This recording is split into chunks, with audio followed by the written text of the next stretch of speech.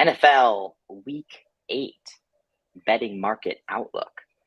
I'm Brett Matthew at Deep Value Better with my co-host Judah Fortgang at Throw the Damn Ball. We're live from Dimes Square. It could be Danny Dimes Square. It's foggy, rainy, dreary. Fall's definitely coming. Kind of reminds me of our Week 7 performance. We went 2-3 in our circuit contests, lost on the Jags, Dolphins, and brutally lost on the Patriots. And then we got some winners with the Bengals and the Chiefs. We outperformed the market in circa something that we were talking about, maybe it was last week or the week prior, talking about how the market has just been uncanny really in its outperformance year to date. And we were talking about how that was only a matter of time before it came back down to earth. And that happened in week 7. So 1-4 for the market. So we outperformed. They had Lions was the number 1 pick, followed by the Jags. That was really our only overlap, our only really on-market play. Bucks was the 3rd most popular pick. Niners, the 4th most popular pick. So we had a nice fade there, nice alpha play. And then the only winner for the market was the Jets. So we got that one game of alpha. Now on a year-to-date basis, we are 17, 14, and 19. 1. Yeah. 19, 14, and 1. Yeah. Right with the market at 19, 14, and 1. It has 15 and 1. 19, 15, and 1. Yeah. We are 19, 15, and 1. The market is also 19, 15, and 1 through 7 weeks. So hanging on. So again, rainy, foggy, dreary week 7 in circa, but absolutely crushed it in live betting. Definitely one of our most successful weeks to date. Certainly in the afternoon slate. Really started to buy hard on the Chiefs. We had some pretty sharp pregame plays.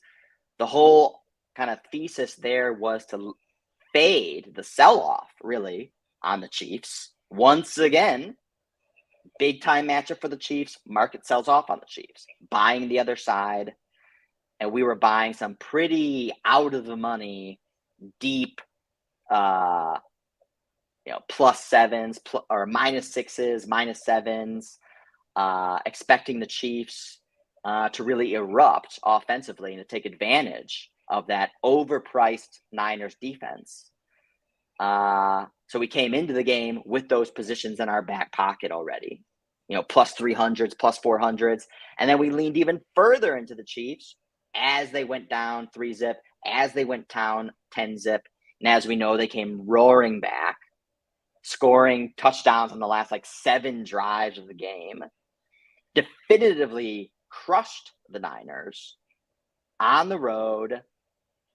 And this is one of the things I really want to pat ourselves on the back for, because, we see all these charts and all these things that come out on Twitter and stuff basically oh, it was so obvious. Oh, it was so obvious the Chiefs are going to come back. Oh, look at Patrick Mahomes' record, when they're down a touchdown or more, or even double digits. It was obvious. It's never that obvious in the moment. Otherwise, everyone would have just ripped the faces off the sports books live betting. In which we did. We had the moxie, right. We had the plan, we had the script. And we timed it. Decisiveness. Yeah. Perfect execution. No, I think your description of New York really fits the scene, which is as it starts to get a little cold, a little cloudy, a little dreary, and our circa picks kind of felt that way. Yeah. The live betting, I think it's almost representative of what football represents when it's dark and cold and dreary, which is almost a light in the winter. And I'm excited to use that, to make some more money betting week 8. Well, I know you're also very optimistic, more optimistic than I was when we came into October, the month of raininess, dreariness, fogginess. And since October started, we are 6-8-1 in Circa. So it's tough. And we haven't even gotten into those really heavy weeks of buys yet, where the schedule really compresses. And so we've definitely, again, we've come back down to earth. Started off really hot, 4-1, 3-2 every single week to start the season, and into October it's been a lot tougher.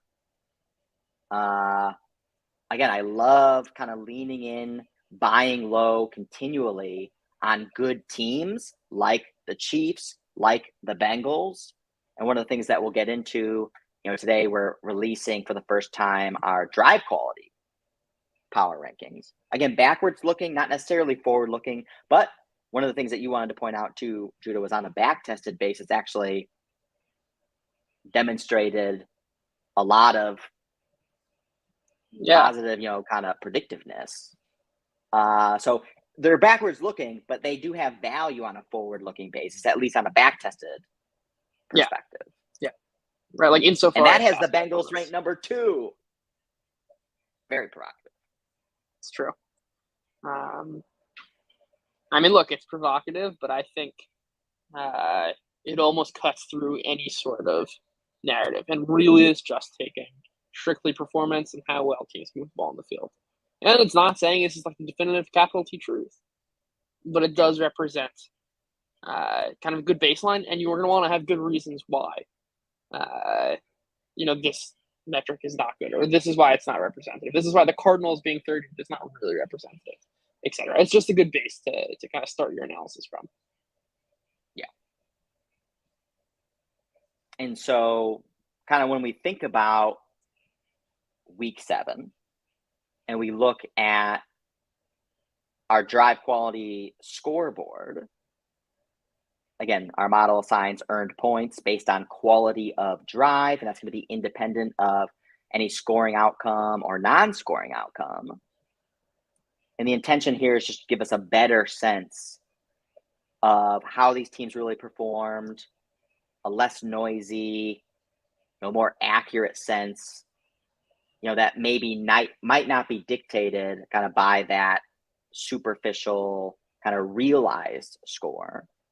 Anything stick out to you on this scoreboard that may be a bit surprising? I think a lot of these scores kind of line up with what actually happened in the real world. I would say something that sticks out to me is like Washington outperformed the Packers more so. The Texans were closer to the Raiders than the real scoreboard suggests. That's a procedural point also that's important, which is kind of when we put out metrics about drive quality to measure team efficiency, we're using on a drive-by-drive metric, right? Saying per drive, how good is this team?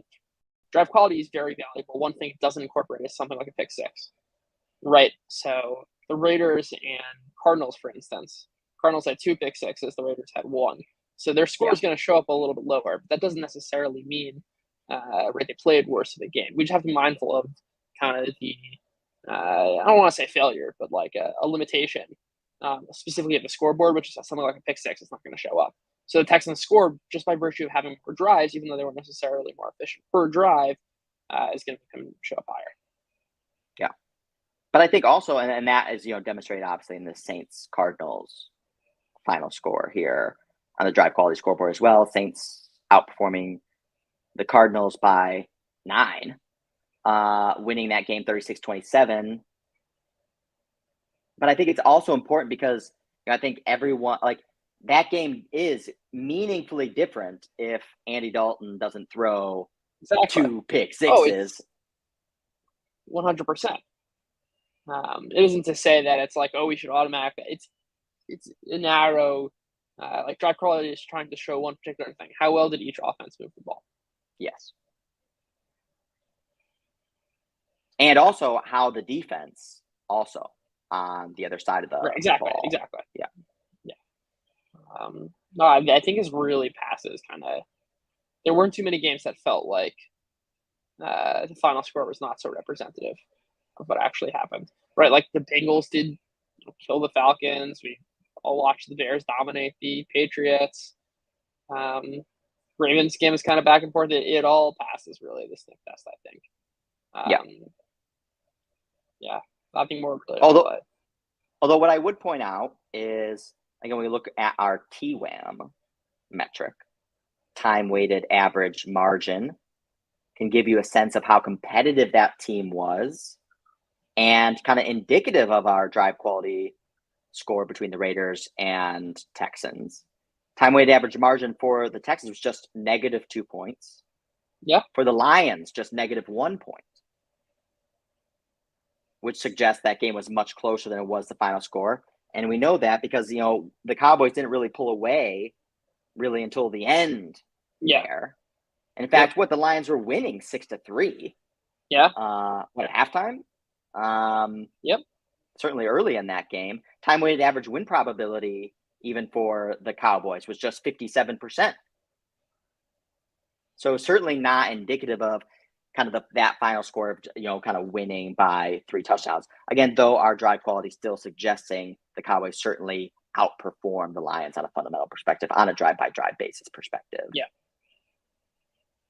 Another thing is, one thing I want to look at too is like earned points over realized in totality on a season-to-date basis for a team like the Giants, just to quantify the eye test of what kind of everyone knows. And we'll see it in our consensus market power rankings as well. The Giants still aren't meaningfully moving up despite being 6-1. Because one thing that we keep talking about in every weekly market outlook is, man, the Giants are the worst 4-1 team, the worst 5-1 team. Now they're the worst 6-1 team. But time-weighted average margin, again, we saw this last week, -1. Time-weighted average win probability for the Giants, 42%. But we don't want to completely dismiss it as well, because the drive quality from an earned points perspective, Giants still did beat the Jags. Yep. I think that's exactly right. Packers, time-weighted average margin, +1 point. Browns, time-weighted average margin, -1 point.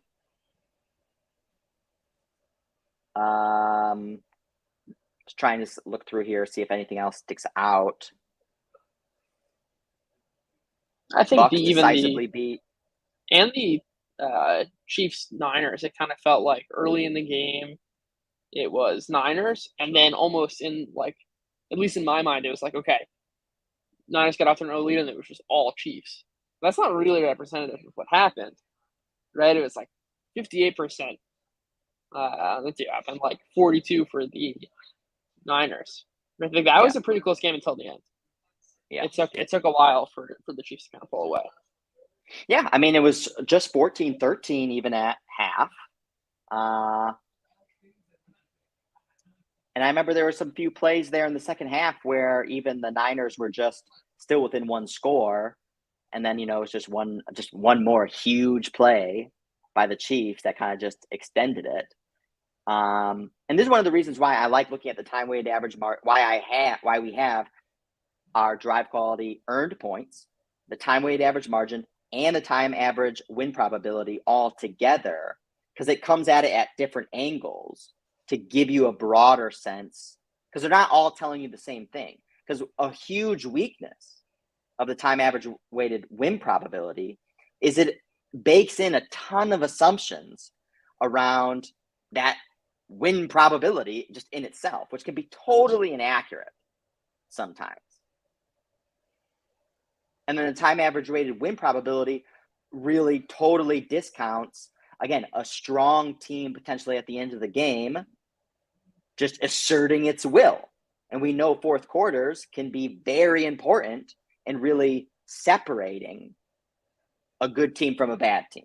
And the time average weighted win probability is not going to necessarily take that into consideration. A fourth quarter time average weighted win probability or time weighted average margin could take that into consideration, but from the total game is not. And then that's why we have the earned points as well, take into consideration the strength of each individual drive. Yeah. And so they all kind of come at it from different angles. And that's why you want to see all three of these things kind of at the same time to really give you a sense of how well that team performed in totality. Yeah. When we look at our Week 8 consensus market power rankings, from the market perspective, Bills still there at the top, justifiably so, had the bye week off. So you shouldn't expect to see much movement, although ESPN, from their perspective, did. They downgraded. They're enamored with the Chiefs unexpectedly blowing out the Niners. And so they upgraded them and downgraded the Bills one spot. Wacky in my mind. But from the market consensus perspective, you still have Bills at number 1, Chiefs number 2, Eagles number 3, Cowboys 4th, followed by the Bengals to round out the top 5. And then you have Bucks, Niners, Ravens, Vikings, Packers to round out the top 10. Why? And then Why? the Rams just outside the top 10. I mean, the 6 through 11 just makes no sense to me at all. And that we're still on the Bucks. I mean, you can tell the market's still on the Bucks because now they're favorites. As well, something we'll talk about. Now they're favorites versus the Ravens. Yeah, I mean, we'll talk about it with the Ravens. This line genuinely makes no sense to me, and I think it's one of those pricings where we're not going to see such a fundamental gap between market pricing and my fundamental view of the team. Mm-hmm. But we'll dive into that. Actually, when we look at the Bucks too, I mean, the standard deviation, so we're looking at, that is basically going to give you a sense of how volatile our industry analysts' perspective of this team. And we can see it's relatively low, except our drive quality, which this doesn't take it into consideration. The drive quality really represents what we kind of view as well. Yeah. Our drive quality has the Bucks ranked 19th. A huge separation from how the market is viewing the Bucks right now. ESPN has them at 7, PFF 4, 538 8th, Football Outsiders 8th, and InPredict at 8th. Drive quality 19th. Huge delta. And that could be signal and something that we've been taking advantage of. Something you definitely had a great game plan coming in, called out to bet the Panthers money line. Soon as we started our game trade live stream, your first trade idea was like, let's lean into the Panthers plus 500, plus 475, with the expectation that, I don't think you're necessarily calling it the Panthers were going to win right off the bat. No. But that that the Bucks are just overrated and that the Panthers can't possibly be as bad. And that was the particularly great call. And this is one of the things I really want to take advantage of from these market rankings as well, is what I wish we would have had the Panthers in circa at plus 13. Because one of the things we should take advantage of, last week, it was unanimous across the board that the Panthers were the worst team. So basically the market, everyone agrees the Panthers are the worst team. Take advantage of that. Yeah. But what that's telling you for all intents and purposes is that the market's likely going to overshoot to the downside then and how they price the Panthers. It's going to be overly aggressive to the downside. And it could have been a two-sided handicap because we want to fade the Bucks on the other side. So that was a whip. That was a whip. It's true. Yeah.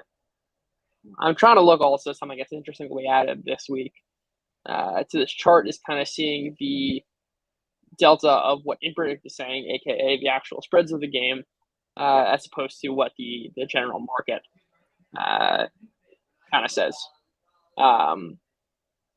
And I think, I mean, the Cardinals stand out, and the Ravens. And do you want to briefly talk about, again, the difference between how, you know, ESPN, et cetera, are coming up with their power rankings and how InPredict is? Okay, so ESPN has their model, right? It's FPI. PFF has their model. PFF Greenline 538 has theirs, and Football Outsiders is basically taking their kind of qualitative analytical framework. InPredict is just taking the Vegas spreads of the games for all the look ahead lines and more specifically weighting the line for this particular week. So it's just using the spread line. It's not using kind of any priors or any other metric, as would ESPN, PFF, or 538. So that's really important in understanding what's literally being priced in the games, because that's the market of InPredict as opposed to in ESPN, PFF, or 538. What I find interesting about the delta there is that, like, in theory, the ESPN, PFF, 538 Football Outsiders of the world are going to kind of represent a more consensus, probably sharper view of what each team actually is. And InPredict is just the pricing here and now, because spreads are taking into this specific matchup. Right? Exactly. That's the key point. That spreads are not just the fundamental value, in the same way that power rankings are just a fundamental value. Spreads are accounting for, you know, home field advantage, injuries, different matchup angles. That's all being baked into a price. And I think it's common for people to say, oh, the spread is a representative of fundamental value. The two are definitely correlated, but they're not the same thing. Right, and I think that's represented by kind of the delta and the differences between our other market indicators and the InPredict. Yeah, and that's why this week, for those who are watching on a stream or watching on YouTube post hoc, is we have this new column in our Week 8 Consensus Market Power Rankings, InPredict Diff, which is essentially the difference between the InPredict ranking and the market consensus ranking. And that difference should give us a sense of how is the market pricing this team for this week's matchup today relative to this broader macro outlook consensus ranking of this team. And that's how you can look at InPredict as micro, the market consensus power ranking as broader macro. And so we want to get a sense of how that potentially could be too focused on the short term and ignoring potentially some of the longer term insights. And one of the things we really want to compare this to as well is our own power rankings and the drive quality power rankings as well. And so we can see some of those biggest changes, some of those biggest differences between InPredict, again, looking short term relative to market consensus power rank, long term. Some of the biggest differences is how they're ranking Titans, Giants, Seahawks, Cowboys, Saints, Cardinals, Ravens, Colts this week is some of those biggest deltas. Yeah. The Titans one, I think, is goes to show the market's being about Ryan Tannehill's injury. And it's almost a shame because this is something I think we can take advantage of, this delta, but that the Giants and Seahawks are playing each other is a little unfortunate because it kind of diminishes the value there. Yeah. And thank you, Darnell, for the feedback. I'm glad you're enjoying the new additions.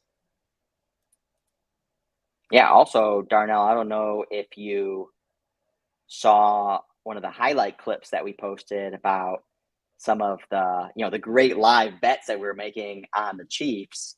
But, you know, we definitely gave you a shout out there because one of the things you called out, and this is what I love it when people join the Game Trade, you know, live betting sessions that we have, because the bigger community that we have, the more, you know, intelligence, kind of collective intelligence that we can have. And Darnell, I know, you know, you called out when we were trying to angle into some live bet, money line live bets on the Chiefs.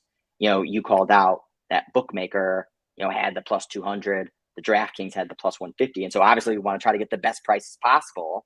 The more eyes we have on the market, the better we can do, you know, and you calling out that plus 200 was huge for us, especially since it cashed. But also one of the things I wanted to look at too is, you know, the 1 week change. So what were the biggest kind of 1 week changers on the market power rankings? Giants upgraded 5 spots. Sounds fair, especially since they were so low. They were 26th last week. Now they're still only 21st, sitting at 6-1. Standard deviation 4.7, so big disagreements across the board. Our drive quality actually has them pretty high, ranked 12th. ESPN 19th, PFF 21st, 538 20th, Football Outsiders relatively high at 14th. But the market's still not buying in to the Giants. Bears upgraded just 2 spots and another flurry of 2s and 1s. So the Giants were definitively the biggest team, or the team with the biggest positive leap this week. And then from a downgrade perspective, Colts were downgraded 5 spots, losing versus Titans, and also Matt Ryan now being no longer the starter. And that might have like a negative connotation, at least here in the short term. But I know when I was looking at PFF grades as well, I mean, Matt Ryan was like ranked 33rd. There's only 32 teams. You can't get much worse than Matt Ryan. Yeah, so you can't get much worse than Matt Ryan. Now, I guess you technically can still get worse. True. And Ehlinger may be worse in the short term, but I know what some of the things where people are calling out is, he definitely is a lot more mobile than Matt Ryan. Pretty much anybody would be more mobile than Matt Ryan. And so that could mitigate some of the offensive line weaknesses, etc. But he certainly doesn't have the experience, wisdom, judgment that Matt Ryan does. Chargers downgraded 4 spots. Arjun's Chargers downgraded 4 spots. Falcons downgraded 4 spots. Patriots downgraded 3. Our Jaguars downgraded 3. We bet the Jaguars now 4 weeks out of the 7. And I think we're 0-4 betting the Jags. So I'll be curious to hear your thoughts. We got them once against the Colts, I think. But yeah. We did get them once. So that means I think we bet them 5 times season to date. Huge disagreement. Is this the biggest disagreement? Biggest disagreement. Standard deviation, 9.3 spots. That's the volatility of the Jags. 9.3 spots. Our drive quality has them at 6. No wonder we've loved them so much on a season-to-date basis. And maybe we just been early. So maybe we have to lean into them again. ESPN 13, PFF 27, 538, 31. Whew. Football Outsiders 9. So a lot, just massive disagreement there. Another team that the market really disagrees on is the Seahawks at 9.2 standard deviation. Our drive quality, 8th. ESPN 25th. PFF 28th, 538. Relatively high, 11. And 5. Football Outsiders has been a little bit ahead of this. Because I know even weeks ago, Football Outsiders did have the Seahawks at ranked 10th and predict 23. And then some of the unanimous, of course, you're going to see some of the bigger, some of the best teams and some of the worst teams. Bills, Eagles, Chiefs, pretty much the market consensus agreement that those are top 3 teams. Also, a big agreement that Washington sucks. So pretty much consensus agreement that Washington is like the 25th best team. And one of the standard deviation why I think this is important, because this is essentially, again, isolating where there's the most disagreement in the market and how to evaluate these teams. That's where you can get alpha, where you can get value. The thing is, you have to be directionally right on it, on that bet. But basically what this says is there's going to be noise in pricing these teams with high standard deviations and potentially low standard deviations if you think that the market's wrong. So we'll post this again, and anything else you wanted to share on the power rankings before we get into week 8? No, I think we can dive into the slate. Cool. Also, one last thing I would say is the largest year-to-date change so far in the consensus market power rankings perspective is the Chargers, right there with the Colts. Yeah. I mean, the Colts is clearly everyone's soured on the Colts. But the Chargers are one of those teams that people are holding on to. But, man, they just look ugly. I mean, they're banged up. They're hurt. Yeah, we get it. Yeah. A lot of teams are. I'm curious if you think that's the biggest change. I'm going to guess no. Going the other way. Ah, yes. I was going to say the Seahawks. I forgot about the Cowboys. True. It's the Cowboys. Had the whole Cooper Rush thing. But I was going to ask if you thought the Seahawks were and we should actually talk about this. This was something I was really thinking hard about after watching Seahawks Chargers, which to me seemed like a game. Maybe I'm overreacting, of like really questioning first principles, of like we must be missing something with the Seahawks. Where like Geno Smith, like DK Metcalf's being carted off, and Geno Smith is throwing dimes to Marquise Goodwin in the end zone. He's throwing, dig routes on 3rd and 10 consistently, and like he's clearly successful. Like something's going right in Seattle, and Justin Herbert looked terrible. And it's like, yes, like teams really hurt the receivers. Like he wasn't playing particularly well, right? And even like his PFF grade, which should in theory isolate a lot of that, as I'm at 17th. Like he hasn't been overly impressive, and it kind of had me questioning, which is like, okay, what did the Seahawks have going on there? We all thought that like Pete Carroll was the disaster, Russell Wilson was saving him, and the evidence this year is the exact opposite. That like something's going on in Seattle. Like it led me to question, like, okay, maybe there is something to like really having a successful run game, and maybe that does establish certain kind of offenses. Even like in general, like there might not be a causal relationship or a statistical relationship, but there are certain cases where that might be true. And even I've been questioning things like, how much do we know about quarterback evaluation? Like, how certain should we be that quarterbacks are necessarily always, a product of the first couple of years? Like, Geno Smith coming out of nowhere, like 8 years later, it just had me questioning sort of a lot of different principles about what I thought was true about football, about quarterback play, about the importance of the passing game, about head coaching, all of that.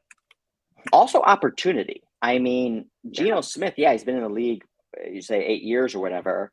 But I mean, 6 of those years he was just basically sitting on the bench. Didn't really get an opportunity. Yeah, but that's what I'm saying. Play. Yeah, like how much do certain players need opportunities to show? How much can we really decide? This is people are talking about it, but I don't think it's like really comprehending how valuable this is.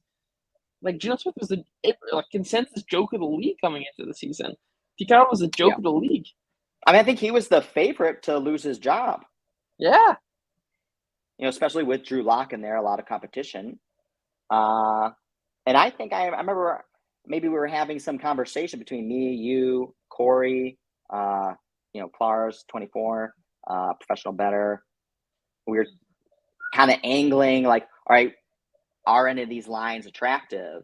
And I think Geno Smith was like plus 400 to be the favorite to lose his job to Drew Lock. Yeah. And now, instead, he's the 4th ranked quarterback on PFF grade.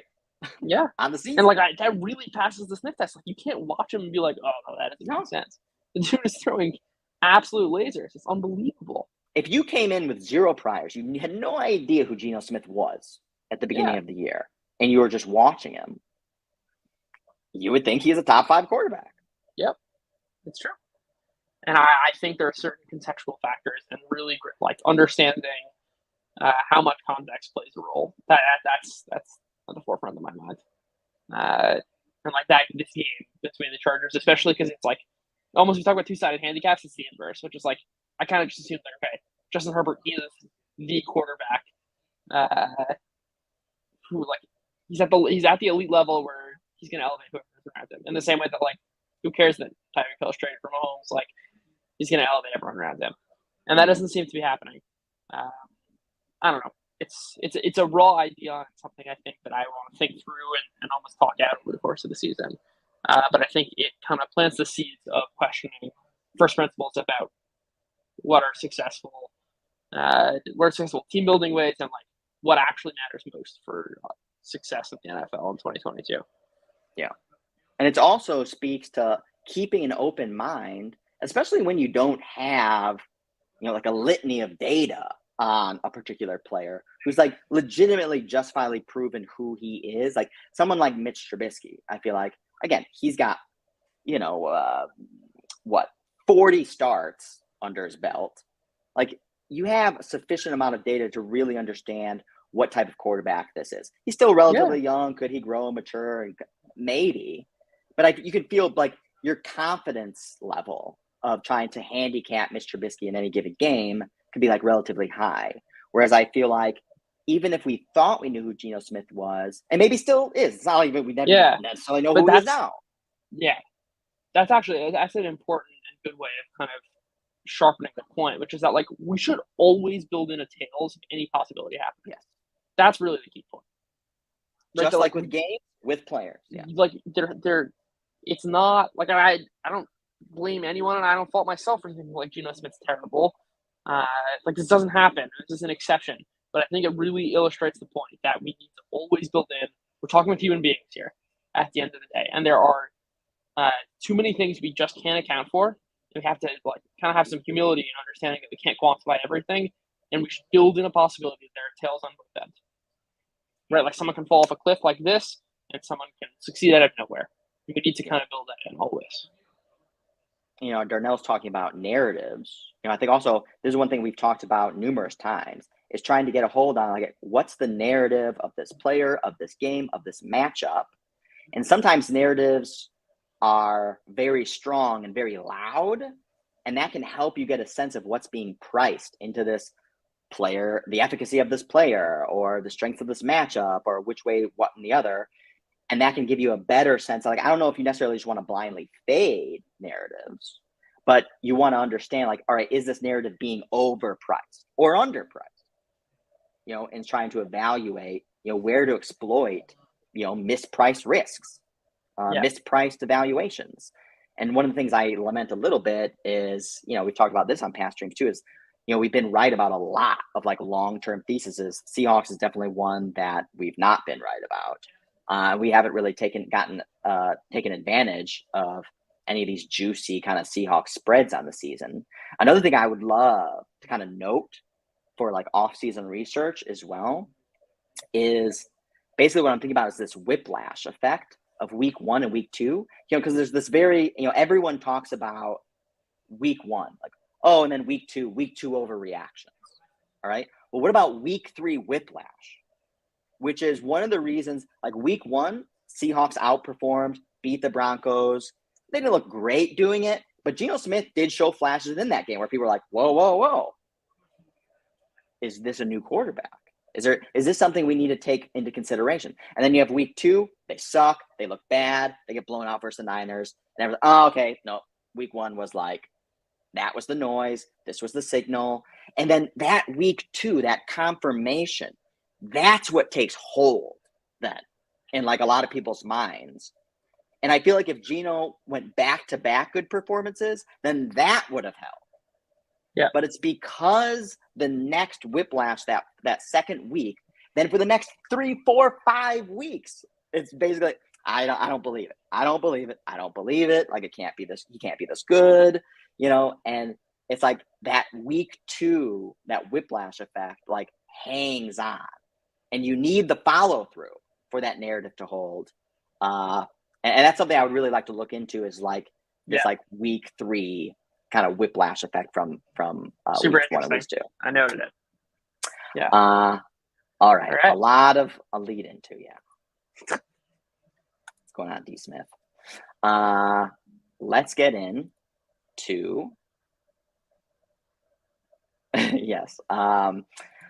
Week 8. And we can start with the Thursday night football game, Ravens Buccaneers. This opened Ravens -1, creeped up to Ravens -1.5, and now it's flipped over the last 24 hours down to Bucks -1. We've been selling the Bucks hard the last couple of weeks, especially last week, largely due to you, Judah. And we can tell from the market consensus power rankings that the market isn't fully selling off on the Bucks. Downgraded only 2 spots, downgraded only 4 spots on the year-to-date basis, and they're sitting at 3 and 4. They're not just and looking ugly doing it. Yeah. You don't accidentally lose to Pittsburgh and Carolina, right? And like look dreadful. It's not as if those were like fluky losses where the other team played their best game, a la Indianapolis, Jacksonville. I mean, that's a key point, I think, which is like understanding what's being priced. Like the Ravens are a top 10 team for sure, and the market's pricing them in at like 5th or 6th. but we're just still hanging on to the Tampa narrative that they're like going to kind of turn back the clock. And I think there are really good and legitimate reasons to fade them and say, no, this team is different. Something that really stood out to me as part of my research, which is looking at perfectly covered plays, something we studied at PFF this summer, is as much about the offense as it is the defense, right? It's your scheme plays a huge role in that. Arizona consistently shows up as a team where defenses are perfectly covering them. Scheme plays a role, and receivers getting open also plays an important role, not to mention, of course, the actual quality of the defense you're facing. And there are 52% of the plays that Tampa's running on offense, 50% of the passing plays, I should say, are perfectly covered. The base rate is a negative 0.3 EPA. That is, the Carolina Panthers, the worst NFL offense this year, are a negative 0.15 EPA. Right? That's twice as bad as the Panthers. That's 50% of the plays, just as a baseline, right, of how bad Tampa is. That's a structural issue. That's not being fixed. Not to mention, this has been like ad nauseum. People have talked about the early down runs, but just like on drives where the team runs the ball over expected on early downs, their EPA is negative 0.24. Again, way worse than the Carolina Panthers offense this year. When they throw, it's 0.06. And like we've seen the videos of Byron Leftwich just being like, "No, we're going to keep executing." He's shown no willingness to adapt at all. Like I just don't see what's going to magically fix and turn around Tampa offense. The fact that his name is Tom Brady, as if we didn't have priced in that like he wasn't as good without Antonio Brown, is going to miss Rob Gronkowski. Mike Evans is hobbled. Oh, and by the way, the entire defense is really hurt. Sean Murphy-Bunting's out. Carlton Davis is out. Mike Evans is limping on offense. They can't stop the run. The Panthers ran all over them last week. The Ravens are finally getting their run game back going. I just don't get this pricing at all. Unless we're just like really, really hanging on to, the remnants of the Super Bowl winning Bucs. And I'd love to fade that. I'd love to fade that. Yeah, I think Antoine Winfield is also banged up. Wasn't practicing. The whole defense is hurt. The defense was the only saving grace for this team. Also, one of the things I wanted to point out, this cool graphic from Established to Run, a guy that I've worked with, Michael Heary, he's really good at Viz. And he put this one together. And one of the things I wanted to mention was that stuck out to me here is this is looking at pass rate over expected.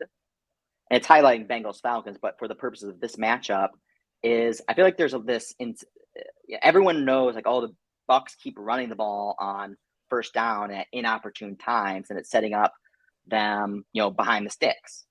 But on a PROE perspective, I mean the Bucs are still fourth. Well, right? And this kind of and they're still not being successful. It's true. And so, but I feel like there's a narrative like, well, the Bucs just need to pass it more. And maybe they do need to pass more on first down specifically.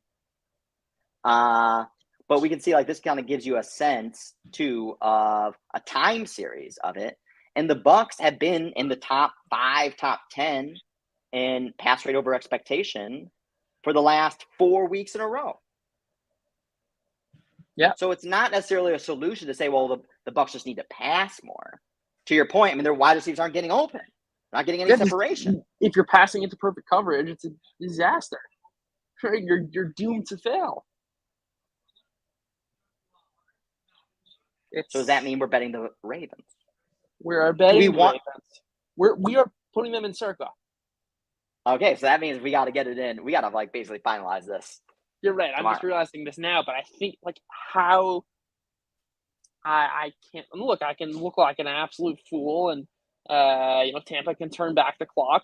But based on everything I know and all of my handicapping skills, but again, sports is random. Anything can happen. Yeah, this is such a slam dunk. It's such a slam dunk.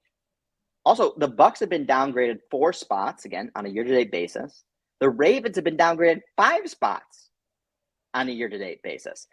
The market has lost more romance for the Ravens than they have the Bucs. In fact, again, looking at the standard deviation, the Bucs, it's a pretty unanimous, like 1.7 standard deviation. So just 1.7 spots of disagreement across industry analysts.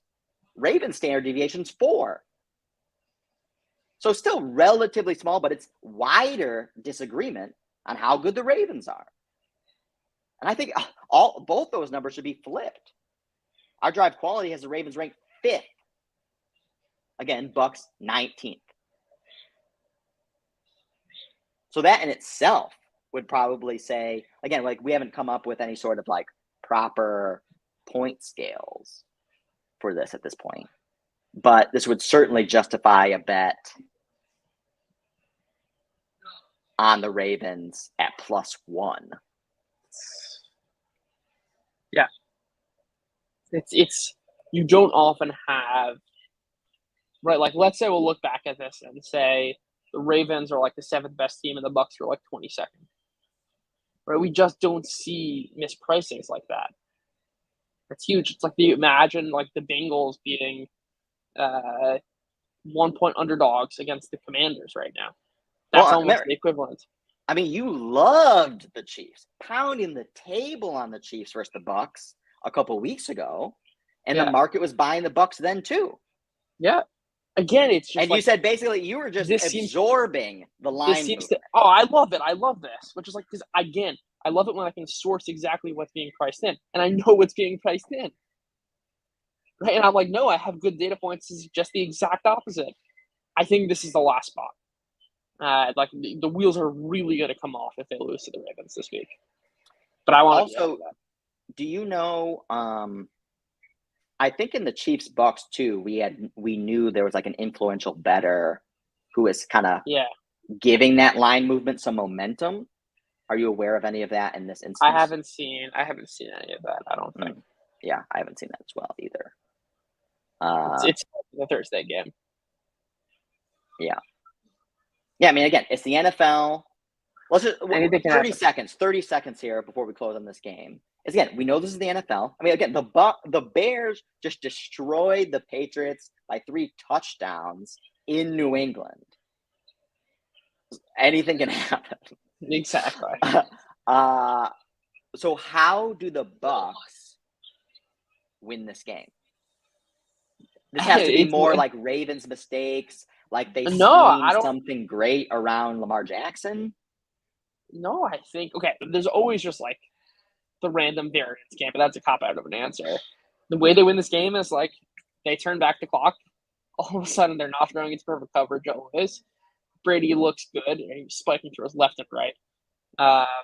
The Ravens are banged up. I don't know who. I have a feeling that guys like Mark Andrews and Rashad Bateman are going to play, and they're just managing their practice now. And Ravens secondary has been exploitable. It's exploitable, and like it's still Tom Brady. And again, we talked about this last week, almost ad nauseum, about like you can always price in a ceiling, even if their floor is really low right now. So like the case for why they win is obvious. It's just like they play like the 2021-2020 team, which I think the market is pricing in as an assumption, as opposed to I'm saying as a tail, like a left tail possibility. Right? That's the key difference. And on a PFF grades perspective, I mean, PFF still has Tom Brady as top 6. And I just posted a graph. I'm like, he's playing very well, despite his circumstances. But just the circumstances are so bad, there's only so much you can do to overcome it. Mm-hmm. And so we're saying basically, if like when he's not really passing the eye test and he's not kind of, helping the team win games despite being still a top 6 quarterback, and we're saying it's largely an outcome of play calling, running predictably every single first down, and the wide receivers aren't getting any separation. Yeah. Maybe they do get separation versus the Ravens. Yeah. And maybe they change up the play calling. It's more than just separation and more than just play calling. It's play design. That's really incorporated in the perfect coverage stuff. Mm-hmm. And so can they fix that on a short week? Yeah. Given Byron Leftwich's commentary, I don't think so. He's very adamant about his inflexibility. Right? They this is how we do it. We're the football guys, and we want to execute our game plan. And for those who aren't aware, Byron Leftwich press conference a couple days ago, or maybe it was last week, but it seems like he wasn't aware of what EPA was. And suggested that he does not care at all about how they're running the ball. They're going to do whatever is best for the team to win. Yeah. All right, Broncos at the Jags, our favorite team. Under a field goal now. It was 3, I think maybe even 3.5 for a little bit. Now Russell Wilson seems like he is going to play. In London. In London. Yep, that's big. Huge X factor there. And the Broncos defense continues to play elite. This is a game where we got the Broncos. From a market perspective, Broncos are way down there, 24th. Downgraded just 1 spot from last week, downgraded 10 spots on a year-to-date basis. Standard deviation, 5.7 spots. Even drive quality has them at 22. Yeah, which is driven almost entirely by the defense. Right, offensively, they're 31st best. But defensively, are number 1.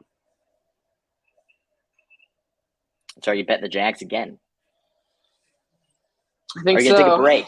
You're going to take a break? It's hard. Yeah. I'm not sure whether to like really just lean in or there's something we're missing in the Jaguar circumstance. My gut says to lean in here to the Jags. And like they haven't looked bad in any the Texans get to look bad. But they're just so mistake laden. So mistake, but it's in the kind that you don't think will continue. It doesn't seem repeatable. That's what's so frustrating. It's like they're not. There was one bad penalty. Penalties seem like something that's more repeatable. It's like a lack of discipline. I don't think Travis Etienne's going to fumble on the 5-yard line again. I don't think they're going to continue to fail another 4th and 1 because they're going to be successful. I don't know. I actually, one of these charts that I really liked from Anthony Reinhardt, he puts out some good stuff. But basically, he was looking at EPA gained and lost due to penalties. So it can kind of give you a sense of, teams that are shooting themselves in the foot. They're either poorly coached or whatnot, and they're committing a lot of penalties. But then the way I kind of interpret this is then who have kind of gotten lucky on a week-to-week basis, and penalties have actually helped them, from the other side. Because I don't think you can really necessarily do anything to make the other side commit penalties. Like committing penalties is your own. Pass. Yeah. Well, yeah. There's like. I'm joking. That was a joke. Yeah. But the Broncos are one of the most penalized teams from a perspective of actually it damaging them the most. So that's another reason like not to lean in to a team like the Broncos. Saints are also there. Seahawks also one of the most penalized teams. And Jets.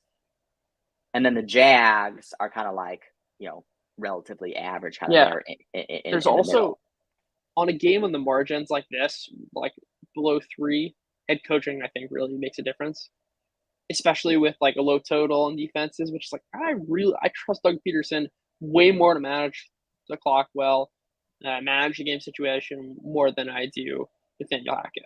Oh, well, sure. Well, I think actually I saw some odds who's the next coach to be fired. I think Nathaniel Hackett is the favorite. Well, they failed to land Aaron Rodgers, so I mean, I think you lean into the numbers here, our numbers, and I'd rather bet on a better offense beating a defense than vice versa. Defense is fragile. I like the Jags. Okay. London, huge X factor as well. Yeah. That can just make some things wonky. Patriots, -2.5 on the road at the Jets. I'm actually very surprised by this line movement. Patriots was -1 before the game. So I bet the Patriots on a look ahead. And this line's moved up from 1 to 2.5 despite the Patriots looking like total crap versus the Bears. Looks like they're going back to Mac Jones. You had predicted when we were kind of live betting that game that you thought they were going to kind of go back between Zappy and Jones. And actually, from what I read, that was actually Bill Belichick's intention. Yeah.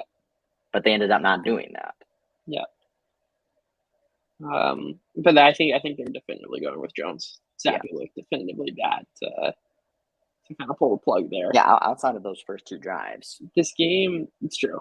This game is I kind of think that if you held the same handicap you did against the Bears, right, for the Patriots, that is, mistake-prone quarterback, I don't see why you should jump off shift just because it failed there. Right, especially when factoring in that, like, it's well documented at this point that Belichick defense is really struggling against quarterbacks who can scramble.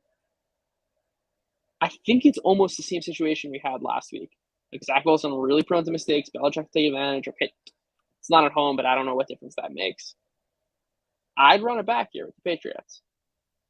Right, like the take. Yeah, I was just gonna say the take with the Packers game, right, was partially to sell the Packers and also buying Zach Wilson because he played okay in his first couple of games back. He's been dreadful since then. Right, I have nothing to say he's going to be a good quarterback there. Breece Hall's out, and you want to attack the Patriots on the ground. I'm not sure James Robinson's going to be caught up to speed, and if it is, it's not the same. I don't think it's the same caliber player as Breece Hall. I don't see. We're getting 2.5 points here. We're getting 8.5 in Chicago. I think it's a very similar handicap, and I think that was a sharp handicap too. It just didn't come to fruition.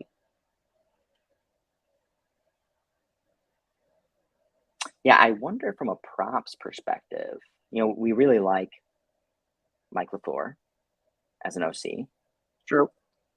I wonder if they've seen how Lamar Jackson played against the Patriots defense, how Justin Fields played against the Patriots defense.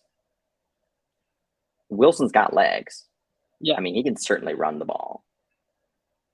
If they try to scheme some intended run-like designs for Wilson, and if some like Wilson rushing props could potentially that's something to monitor live.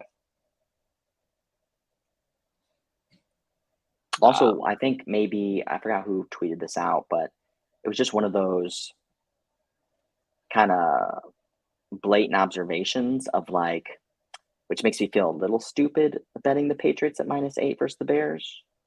Is like the Patriots were +10 versus the Packers like just a couple weeks ago, and then they're -8 versus the Bears. Now, both those games may have been mispriced. Like the Patriots probably should never have been +10.5. That was mispriced.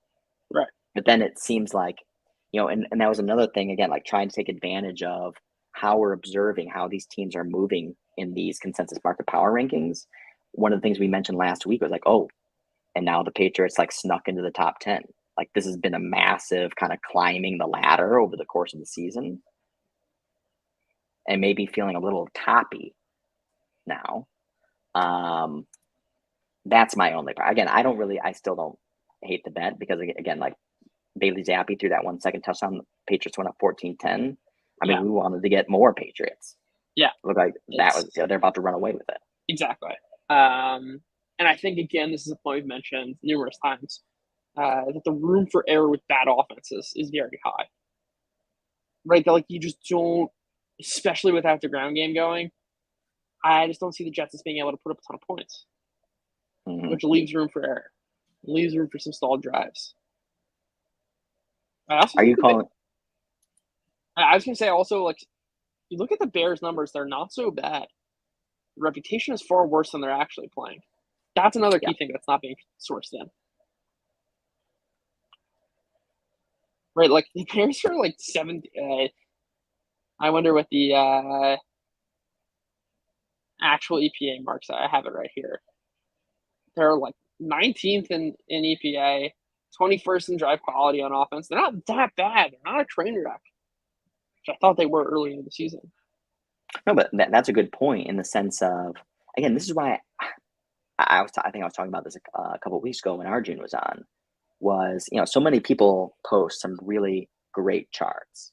But I very, very, very few times do I see somebody post a time series of something, and to see how something is evolving over time instead of just points in time. Like, oh, this is just the most recent state of affairs. Like, I want to see how is it evolving over time. And the Bears, to your point, I feel like it just keep inching up, even when they've lost games. You know, they kind of always hang in there. And now it's coming through. Yeah. No, I think that's right. Okay, Steelers plus 10.5 at the Eagles. And now that we're getting into like one of the first big lines for this week. One of the things I wanted to lament from last week as well is there were some big lines. And something we've been talking about is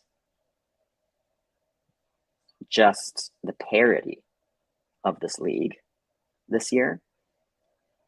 And I think you were talking about just a couple weeks ago, if not last week, how you don't even anticipate there really to be really any big lines this year because they're not going to be justified. Yeah. And so we got a couple this week. And Steelers plus 10.5 interstate rivalry. I think the Steelers are another one of those teams who, I mean, again, they're not good. But besides that Bills game, where they clearly played the best team in the world, they don't they're not getting blown out. Yeah. You took the two things I was going to highlight: the Battle of Pennsylvania and these big spreads, and also the Eagles have a tendency to let teams back in. Yes, that also. Right, this is something we've capitalized on all year. The angle that gives me pause here, and what makes me uncomfortable from a circle perspective, because there's a bunch of spots already that I like. Okay. The angle that gives me pause is like Kenny Pickett throwing way too many interceptions, and they're not fluky kind of tip balls or whatever, where like the Eagles might walk their way to extending leads just because Kenny Pickett's turning the ball over so much. And there, I don't know if I'm so comfortable backing the Steelers. Rick, I do think the Eagles will jump back to a lead. I'm just not sure if Pittsburgh won't shoot themselves in the foot coming back. Yeah, I think you definitely can't bet the Eagles, though. That's for sure. Yeah. Not this year. I mean, I think the only teams you could possibly bet over 10 is, and it's actually maybe just one team. It's just the Bills. Bills and the Chiefs. I mean, you can't even do it. You can't even do the Chiefs. Yeah. I can't bet the Chiefs not minus double digits. No. The Eagles are not. I don't think they're the team that can consistently cover 10.5 point spreads. Yeah, so this is Steelers or layoff for me, but yeah.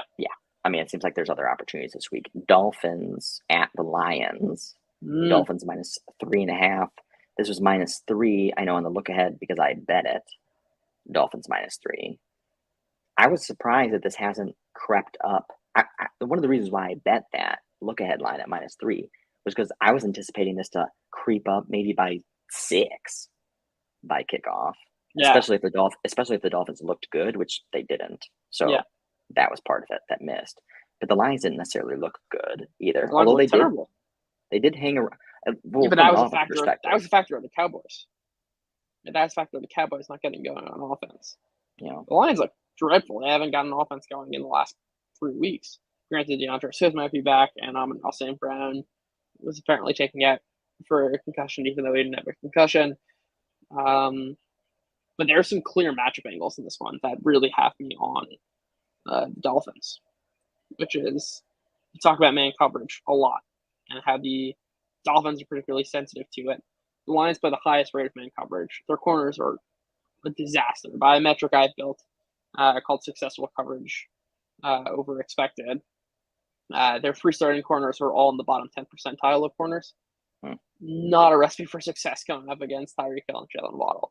And as we've said numerous times, man coverage really reflects the talent that is exactly right, Darnell. I was going to suggest building our favorite same game parlay with Hill, Waddle, and Tua, which almost cashed for me on something that looked good in the first quarter and a half. But so I think the man coverage does not allows for talent to play out, which clearly Miami has the talent advantage here. And the other thing is that Jared Goff is an absolute train wreck against the blitz.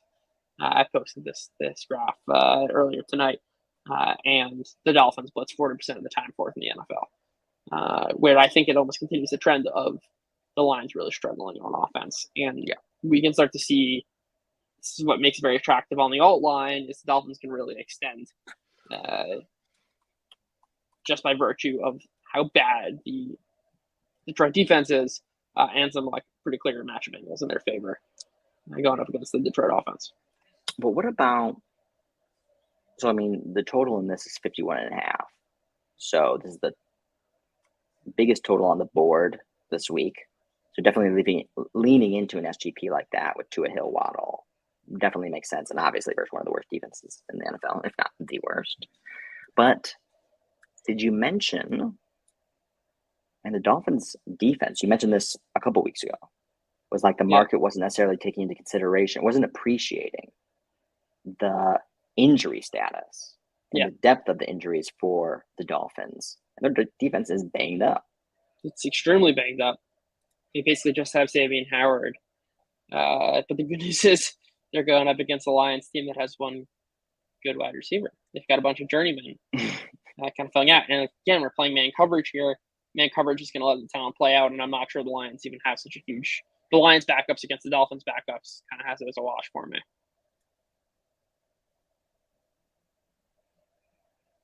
Yeah, and the pressure on Goff, that was one of the reasons why we didn't even flirt with, taking Lions last week. Again, Lions was the number one pick in Circa.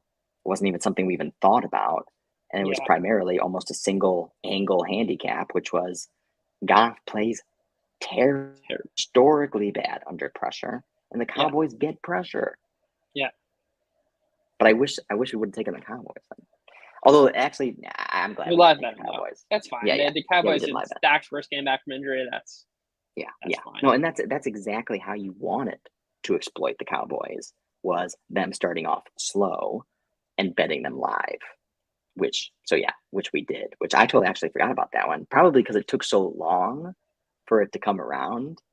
Like when we were leaning into the Cowboys when they were down, getting them at attractive prices, but then I mentally started to like write them off because I was also betting Cowboys alt lines, like deep out of the money alt lines, -7.5, -9.5. I think I'm at -13.5. I bet the Cowboys. And all those cast. It actually, in fact, until you reminded me now, is like that was actually a big winner of ours. It's true. It's like because the whole game, I was kind of like, fuck this game. It's fun. You're like, if this can happen and that thing can happen. Yeah, and then it all happened. Yeah, that's right. Right there at the end. Cardinals +3.5 at Minnesota. This was 6 on the look ahead. Again, I don't know all the look ahead lines, but I know the Cardinals were 6 on the look ahead because I bet the Cardinals +6. And this has come all the way down to +3.5. I don't know if that's necessarily justified that big of a movement. Obviously, the Cardinals won big on Thursday Night Football, have 10 days rest. Minnesota was on the bye, right? Yeah. So they haven't played for a long time, kind of like out of sight, out of mind. What do you think about this one? Yeah, this is the one I wrote up for PFF as one of my higher conviction plays of the week. We talk all the time about sourcing information and sourcing market pricing. And I think this is a good example of something that I should be priced in, but is not priced in. The Cardinals have been a disaster on scripted plays. Right? We've taken advantage of that many times. Yeah. Last year, DeAndre Hopkins had the highest yards per route run on scripted plays and the highest PFF grade on scripted plays. Right, which makes sense considering the chemistry and kind of plays designed specifically for Hopkins to get open. Sure. Right. So it is right. If DeAndre Hopkins comes back to a team like the Chiefs, But they're diminishing returns because they're already so good. We have increasing returns here because they're so bad on the scripted plays, which is like they'll be fine, and they've been fine after the scripted plays. They just need to get better on scripted plays for their offense to start working. And I think Hopkins, aside from making their whole offense better, really has this kind of increasing returns effect early on in the game. Not to mention, if you look at sort of our drive quality stuff, if you look at EPA, if you look at a general team efficiency, the Vikings are, I think, 15th, 16th. Everything's league average on their front. I think the Cardinals are also kind of like that. Yet the market, and this is again going back to what we were saying earlier about Impredict, is pricing the Vikings. It's the 9th best team, and the Cardinals is the 16th best team, but they're trending in opposite directions. Also, not to mention, the Vikings have played no one good. Their only good opponent was the Eagles team they lost 23-7 to. Maybe they beat Packers 23-7. They got blown out by the Eagles on Monday Night Football. Not a game which I bet the Vikings. But like all of a sudden their win against the Packers doesn't seem so impressive.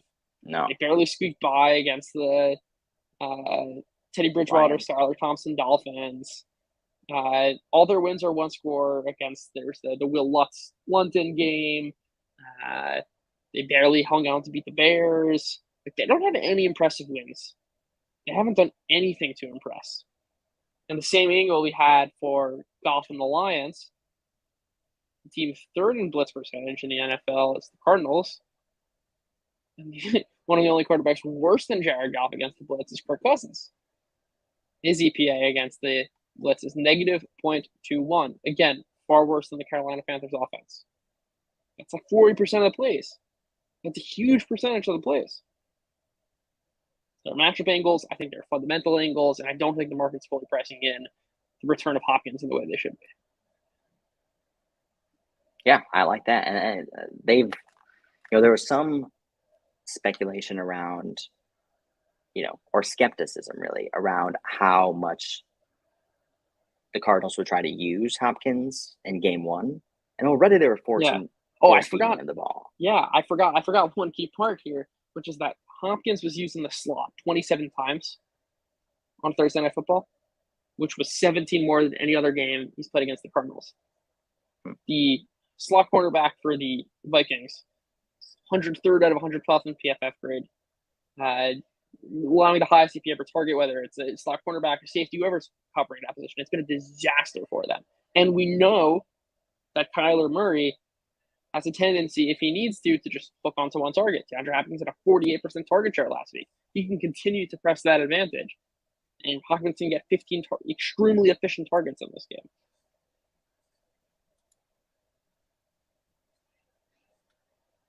I like it. Do you like it enough to bet? So what were your bets for this? I bet -5.5. I just love the balls it takes to bet something because I think I was even laughing when we were on the game trade live stream, and I'm like, oh my Jesus, Chiefs are out to +6.5. And you're like, what about -6.5? A full 2 touchdowns away. Yeah, just wait to see the receipts on the Ravens Bucks game. Yeah. Oh, but again, this was the other thing we were talking about is again betting these deep out of the money bets, these huge plus money bets. This is how, at the end of last Sunday, again, we went 2-3 in Circa. We lost a lot of bets. On a percentage basis, we probably lost way more bets than we won. Yeah. But from a P&L perspective, we crushed because we have all these, moonshots. So you only need to win a fourth or a third of your bets because you're playing into the volatility that we all know is very apparent in the NFL. And this is the benefit of, kind of leveraging this sort of betting strategy is you don't need to hit 55%. You don't need to hit 52%. You don't need to hit 40%. Sometimes maybe you don't even need to hit 30%. I mean, what was your percentage? I thought it was 22% or something. I think last I was 10-21 for 126% ROI. That's a disastrous percentage. Yeah. But that's why I was saying, like, it felt bad. It's like, man, we're losing a lot. But that means it's just like the ones that you win, though, just blow all the losses out of the water. Yeah. And also, yeah, no, that's exactly right. I mean, like, what I just outlined is 33% win rate for an ROI of 106. Well, that speaks to the kinds of bets that I make and the value of, all lines. And this is the new wave. Details. This is the new wave of betting. Again, the things that we're doing, the things that we're talking about, our strategies. Again, it's not even applicable to somebody who doesn't live bet, really. Or also doesn't have the risk tolerance or the foresight, kind of like the broader kind of macro view, and to feel comfortable with that type of kind of risk profile. Yeah. This is the future, though. Yep. Bears at Cowboys. Bears plus 9.5. This was 10.5, so it's come through that 10. Notable. Obviously, the Bears looked awesome versus the Patriots. Cowboys looked kind of like a wet blanket versus the Lions, as we've talked about. What are your thoughts on this one? Are the Bears still mispriced? I like betting this game live. Yeah. Because something I saw last Monday was that plays where Fields would generally take sacks, he was scrambling out of them inconsistently. Now, I'm not sure if that was a one-off. It's lucky, and they certainly were designing more runs to Fields. But I kind of want to see, is he taking sacks? Is the offense going to stall like it has for basically the first year and a half of his starting tenure? Or did something kind of click last Monday where they were telling Fields, look for the runs as much as possible. We're going to design runs for you, and this could be a different offense. So I want to monitor that spot live. Because if Fields is running well, I do think this is fundamentally mispriced. But at the same time, the Cowboys are so good at getting pressure. They're third in the NFL in pressure rate. And Fields was so bad under pressure and against the blitz in his career. I'm definitely not betting it before the game actually plays, and we can start to have some, data points. Yeah, I wonder what Fields props are going to look like this week, given that he's had a couple games in a row now of some pretty impressive rushing prowess. And it became very clear, obviously, in that Patriots game that some of these weren't even kind of broken play runs, that these were like designed runs. Yeah. It was a combination, right? It was a combination, yeah. Yeah. And again, like, the Bears have not been playing as bad as their reputation would suggest. Yeah. I'm not also, I think Fields' rush yards could still be too low because, I was very familiar with it last week because, we were talking, we bet Bears first quarter, given that they were really good, in the upper echelon of scripted plays. By the way, same thing this week. They're much better than the Cowboys scripted. So I would recommend a first quarter bet. Yeah. Yeah, and one of the things also that we did, which was a unique strategy, something that I think we should continue to look into and to try to leverage at every opportunity, was the Bears' first quarter money line was like plus 220. Yeah, 220. But if you switched on DraftKings, switched the same game parlay on, it boosted it to like plus 310. And so all you had to do was just match it with something that you felt, very, very confident in. And I played it across, I combined it with like 3 different bets. One of the high conviction bets didn't cash, which was Patriots minus 1.5. That's what I did too. That makes it feel better. But I mean, that pushed it out to like plus 550. Yeah. And then, but the other ones that I combined it with was Fields rush yards, which pushed that out to about plus 550. Yeah. And then I combined it with Bears over 9.5 points, which was like plus 470. Right. That really makes sense. Yeah, but also if you wanted to, you could ratio it to get the actual odds to 260 and take both sides, right? Like, if you just took like Patriots money line, Bears money line, along with the first quarter bet, you can grab both sides. Yeah. That's something that's guaranteed to be higher than 220. But basically, this is just something to look into, especially if you have DraftKings account, is if you like a bet and you just flip the same game parlay on and try to match it up with something very high conviction. I mean, you could get a demonstrably better bet going from essentially plus 210 to 310. That's huge. Huge. I mean, that's insane. Like premium to be captured there. So again, being creative with your bet construction. Raiders at the Saints. Raiders minus 1.5, over under 49.5.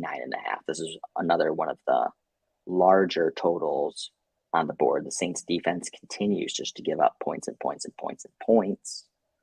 And the Raiders offense certainly looking better over time, definitely leveraging Josh Jacobs. Been a renaissance.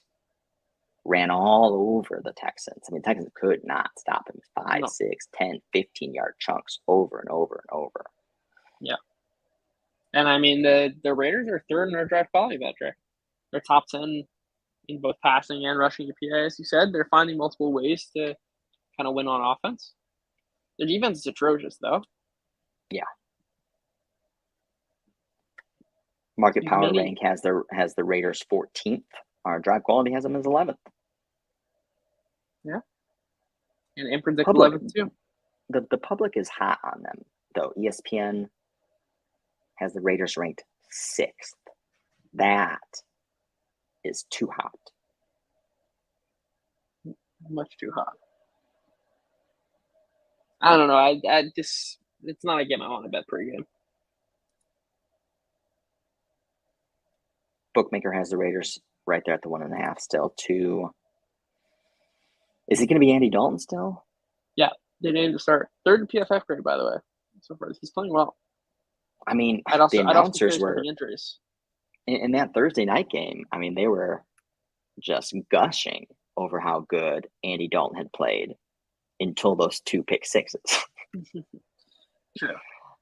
But again, according to our drive quality scoreboard, Saints on an earned points basis outperformed the Cardinals. And if Dalton doesn't throw those 2 pick sixes, Saints probably win. And then the narrative around these teams change. True. But yeah, it's probably not a game you want to necessarily pregame. No. Bet. No. This one could be interesting from a same game parlay perspective as well, and maybe some builds, especially if it's going to be a relatively offensive, kind of explosive game. Something maybe to look into. Yeah. Panthers at the Falcons. Panthers +4. This was +6, +6.5, which seemed, a little bit too long for a Panthers team that's obviously still one of the worst teams in the league. Definitely have a reputable defense, something that we already knew, still being led by PJ Walker, who is known to put in a good performance from time to time. I talked about on the previous streams last year, 11 double-digit underdogs to the Cardinals, just like they were double-digit underdogs to the Bucs. And the Panthers steamrolled the Cardinals by like 20, 30 points, just like they did versus the Bucs. And then they came back the next week. They were repriced as 4-point favorites, and they ended up losing straight up. Yeah. But the Falcons are now a favorite. That's not necessarily, at least historically this season, the place where they're, racking up these ATS wins. Yeah. And there's a lot of noise across Twitter, really disappointed, ourselves included, around how the Falcons mismanaged that massive deficit to the Bengals. Yeah. Not throwing the ball, not taking advantage of the wide receivers, not taking advantage of Kyle Pitts, Drake London, and the other weapons at their disposal, and instead running the ball at like a 60% clip. We bet Mariota over pass attempts when they kind of had that big deficit with the anticipation that they would throw the ball more. It makes sense.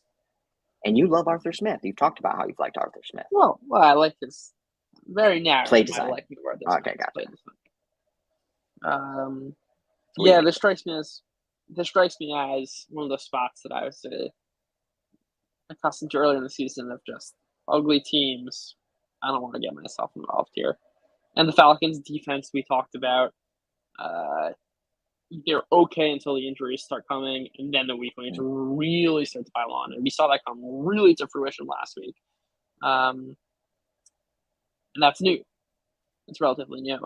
So I'm not ready to back the Falcons on those grounds, and I'm certainly not backing the Panthers with PJ Walker at quarterback in a 4-point spread.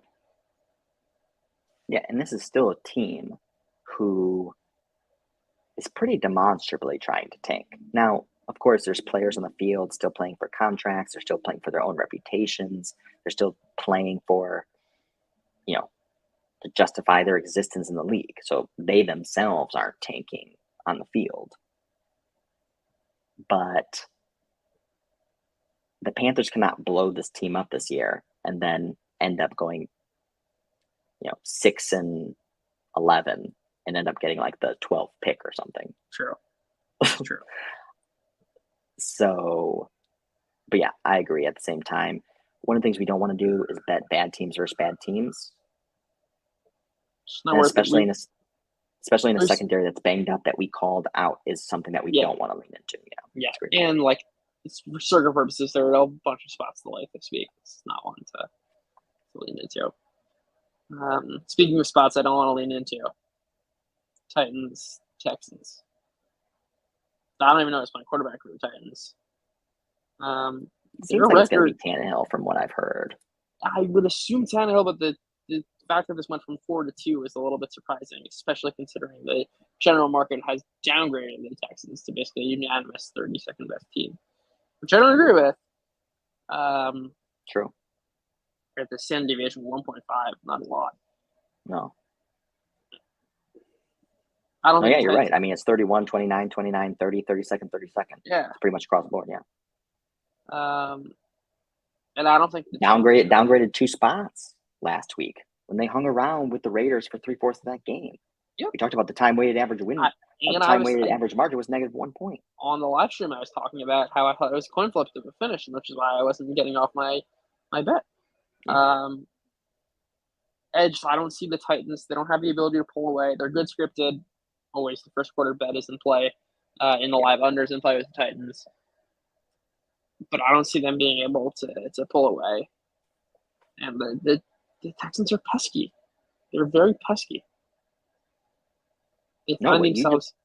What you just said sounds like actually a perfect live bet of waiting for the Titans to get a lead, which seems like it could potentially do because they're they're elite at scripted plays, those first 2 drives, taking that early lead. But the Texans hang around, and the Titans actually play.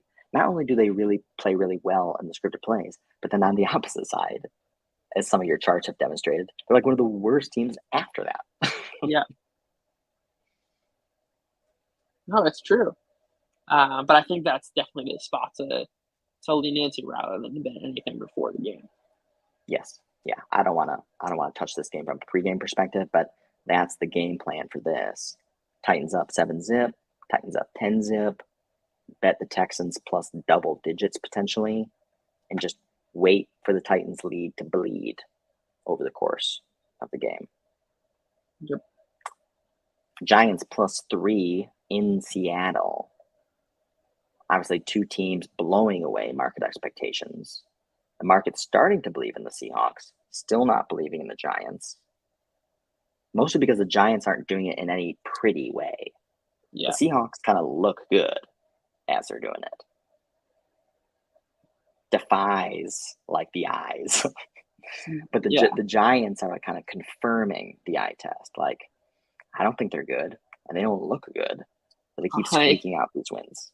Yeah, it's an interesting frame. I think this is the first time I've had this where my handicap is I don't want to bet against either of the teams. Like I don't. And it's in Seattle. In Seattle, I mean, where it's historically a tough place to play. And I don't want to be going up against the Giants are doing something funky, which I think is better than the market. I think the Seahawks, like if Geno Smith's playing at a top 5 level, we have to kind of price in that. I don't want to bet against the Seahawks, and I don't want to bet against the Giants. Usually, I have an issue betting on a specific team. It's very rare I don't want to bet against a specific team. High standard deviations on both fronts, especially the Seahawks side. Yeah. And like our draft quality has this 12-8, which -3 seems like a red spread there.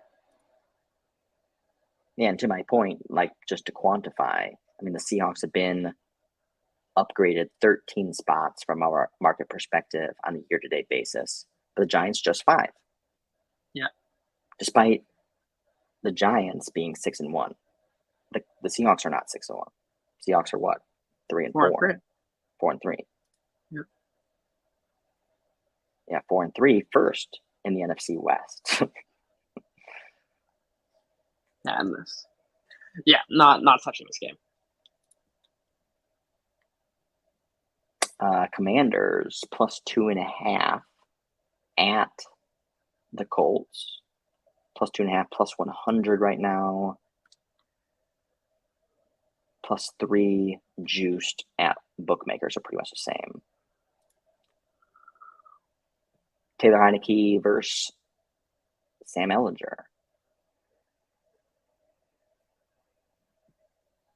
Probably going to be a field goal in Circa. Yeah. Again, another spot I'm laying off for pregame stuff, only because 2 ugly teams. We don't have a lot of data on them either with Heineke and Ehlinger. Interesting scripted angle, though. Both these teams among the absolutely worst unscripted plays, but get a little better, closer to like the 20-22 range after the scripted plays, which lends itself to a good game over.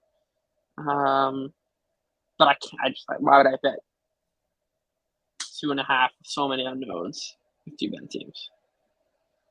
Yeah, and despite the Commanders, the Washington football team beating the Packers, it was mostly on the ground. It was not a Taylor Heineke kind of. No. I feel like he's getting a lot of the credit, but -0.03 EPA per play, 5.6 ADOT, -3% CPOE. Like, he did not play well. No. This was all on the running game. And like we said, with Heineke, he's going to chuck a bunch of balls up to Terry McLaurin a couple times a game, and one of them is going to hit. Happens all the time. Yeah, and already this season, and this has kind of been a historical trend as well, is, quarterbacks that come in for the first time, making that like their first start, or even a backup coming in, kind of replacement level player, having a lot of success ATS. Yeah, true. And straight up. True.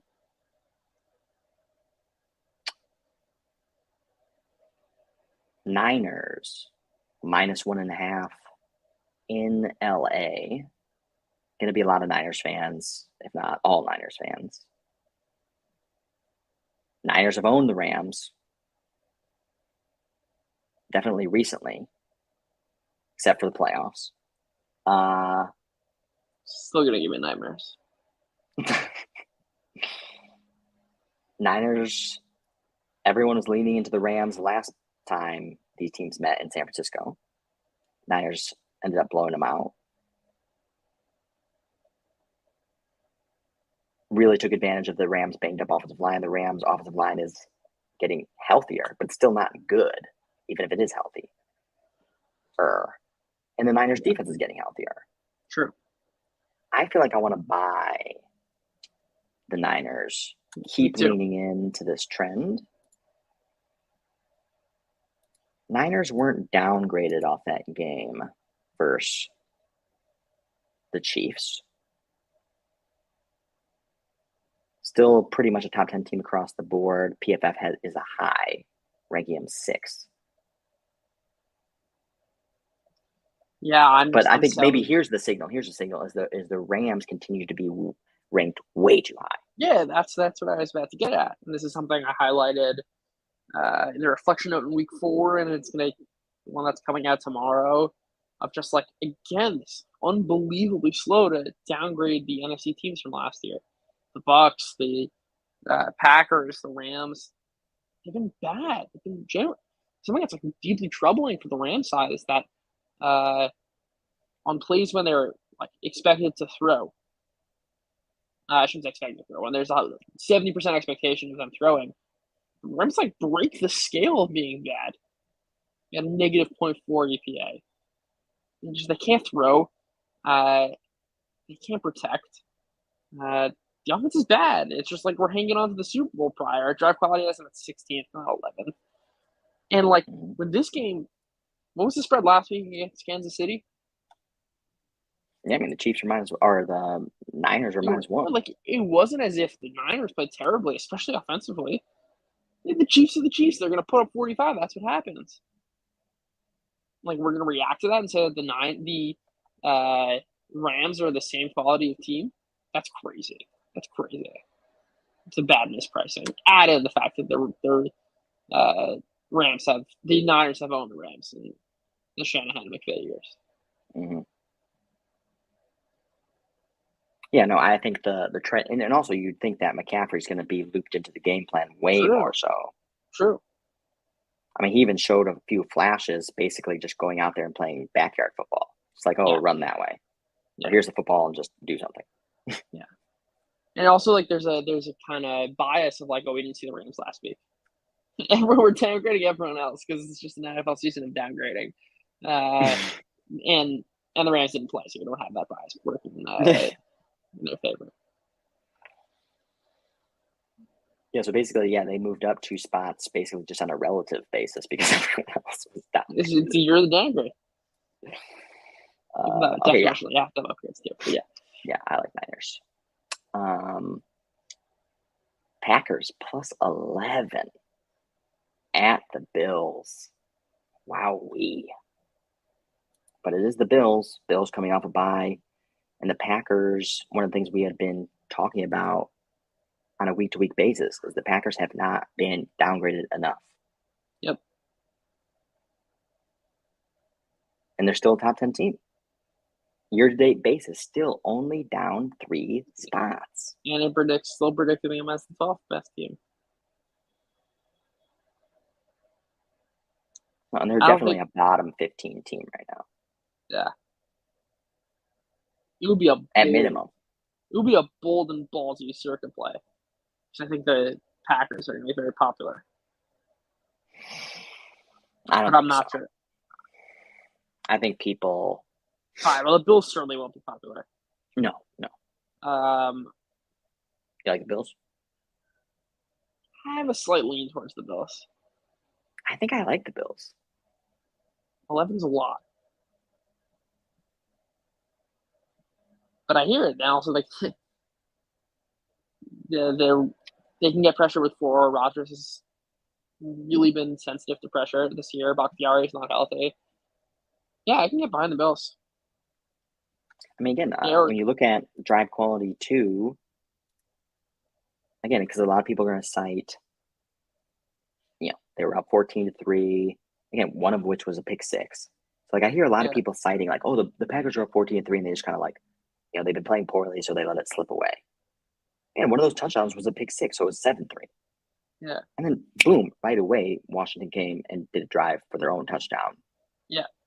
So it was pretty – and that's why the time-weighted average margin is Packers just +1. So at minimum, even from a time-weighted average margin perspective, it was essentially a flat game. But then from the earned points perspective, Washington decisively beat Green Bay. Yeah. And I think that just speaks to potentially how bad Green Bay is. Not necessarily. You're right to point, exactly. And you're right to point out that the market has not downgraded Green Bay enough. I can't argue against backing Buffalo in today's climate. You can't. And especially if there's still at home. Still at home. There's no weird, wonky travel or weird stuff that happens on the road. They're coming off a bye. Mm-hmm. They're getting healthier. And the Bills are pretty much the only team. The Bills are pretty much the only team that you can feel comfortable betting as a double-digit favorite in this season. Something we talked about earlier on the pod. And I know Darnell, he talked about his Rodgers pick prop didn't cash last week. Came real close. And he's thinking that's definitely going to cash this week. Yeah, I always have a tough time betting against the Rodgers. He's so careful with the ball. Betting on interception is hard, but I like the Bills this spot. You have me convinced.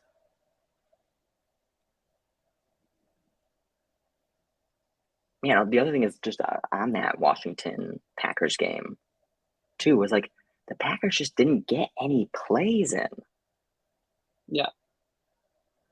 It was 42 plays to 72 plays. Like, I think the Bills can do the same. Yeah. Yeah. Also, the Bills, like, they can put up 45 points. Easy. Creates enough room to cover an 11-point spread. Yep. That's the Sunday night football game. We bet the Sunday night football game and the Monday night football game last week. 0-2. And I had talked about previously, like, oh man, I'm not really bad. I think I was the one driving the Dolphins one. They really should have covered that game. Yeah. But then I confirmed it. So yeah. Well, we got Dolphins 19-12, so I guess they should have at least pushed. Yeah. True. All right, Monday Night Football, last game on the slate. Bengals on the road, division foe, in Cleveland versus the Browns. Currently -3.5. This was -3, moved up a half point. People buying into the Bengals. People talking on Twitter, the Bengals aren't being appreciated properly. We have the Bengals ranked 2. I think maybe we're appreciating them more so than anybody is right now.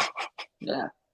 No, it's true. Having the Bengals ranked number 2 is probably like giving Arjun like goosebumps of the negative kind. I can't bet the Bengals -3.5 on the road here. You can't? No. I think I can lay the alt line here. That's always different. Yeah, but I was using it as a proxy as like a convicted alt line, which makes me think that I like the 3.5. Like, I'd rather bet the 6.5 and a 3.5, not because of a particular game angle, but because I'm like convinced they're a lot better. The Browns have really struggled. We were talking about this last week about the like magic of Jacoby Brissett kind of being let up, and what's driving the number 2 ranking for the Bengals is their defense, which has been really terrific. And Logan Wilson didn't even play. Is he going to be back? Do you know? I don't know. It's hard to know with the Wednesday. I've learned my lesson with the Wednesday injury reports. And the Browns have been bleeding explosive plays on defense. They allow an extremely high ADOT. I just see Burrow as exactly the type of quarterback to manage in this spot, especially with this offense healthy and clicking.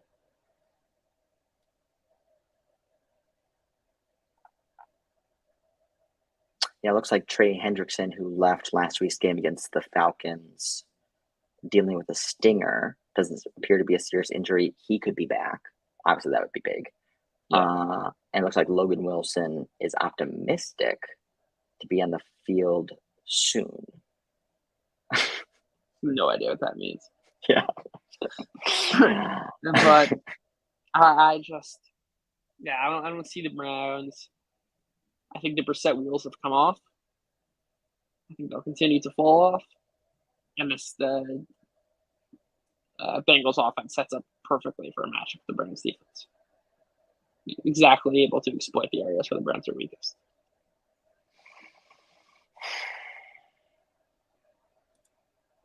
Who's done this to the Browns? We haven't played anyone good. Except for the Ravens last week. Got murdered by the Patriots. Chargers don't look all that impressive. And like Falcons, Steelers, Jets, Panthers, like great. Yeah, so that's the thing is so Panthers, Jets, Steelers. I mean, that's Falcons. But I mean, Chargers, when they're healthier. The thing is, what worries me here is all these scores, regardless of the merit of the team, still a pro football team. True. That any team can win on any given Sunday, as we're already seeing. Absolutely. They're not being decisively beat. X that Patriots game. Yeah. So they lost by 2, they lost by 3, they lost by 3, they lost by 1. Yeah. I see the Bengals as being in a fundamentally different tier of opponent. Especially because the Ravens were not healthy.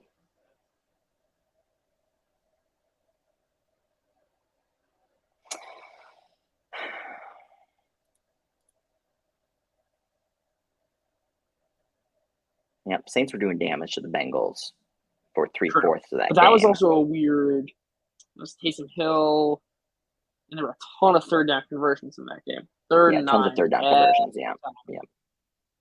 Every time. It's a good point though. But I wouldn't be too worried about the rush defense. It's just the other thing is now from a Circa perspective. Not better than Circa. Okay. Yeah. There's way too many plays on the board that I prefer.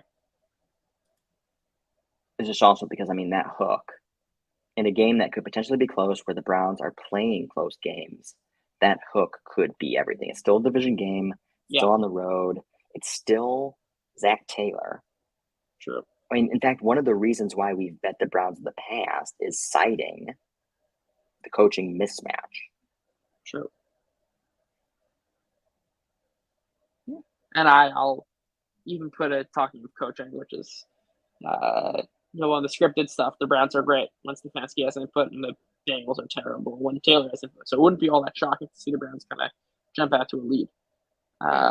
In which case, if you like the Bengals, I'd probably fit them live or on the alt. Or both. Rather than. Yeah, I like that game plan. Also, this is one of those standalone games. Oh, yeah. So this is where you could start to get, you have the time, the mental energy to, really lean into some exotic The props. mental energy is the key part, yeah. Lean into all the best lines. Make all the money. Oh, wow. So that next Thursday game, so Arjun's coming to town, coming to the big city. That's right. And we're going to watch the next Thursday game together. And we get the pleasure of Eagles-Texans. It's a privilege. It's a real, real privilege. Look, for me personally, it's if I'm, out with you guys, it's almost better. That's it's not the a privilege. compelling football game. Exactly. That's the privilege. Yes. Pretty much every single time we go out, we're always watching some terrible game. We watched Bears, Washington. That was a disaster. I don't think either of us were paying attention in the fourth quarter even. And then Patriots. But I will remember the Chargers Chiefs game that we watched. Yes, that's true. That was a great game. That was a good one. True. Alrighty. Yeah. So that wraps it up. I guess before we go, one of the things we like to do is at least let's just quickly, what do we think are our top 5 kind of right now? Again, preliminary, it's not final. I'm going to table the Ravens Bucks, even though I like that play.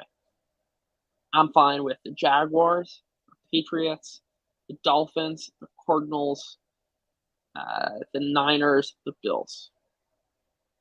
Okay, so we definitely have a good handful of games.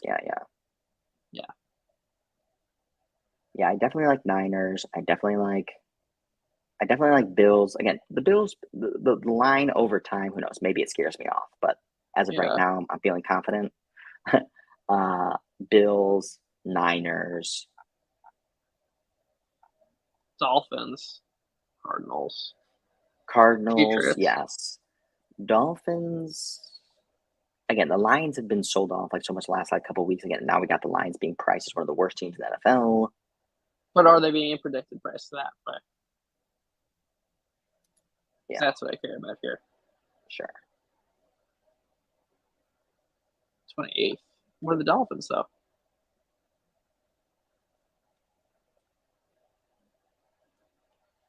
15th. That doesn't pass the sniff test. So in Predict, by the in Predict diff, this would be saying that there's like negative value by betting the Dolphins. Yeah.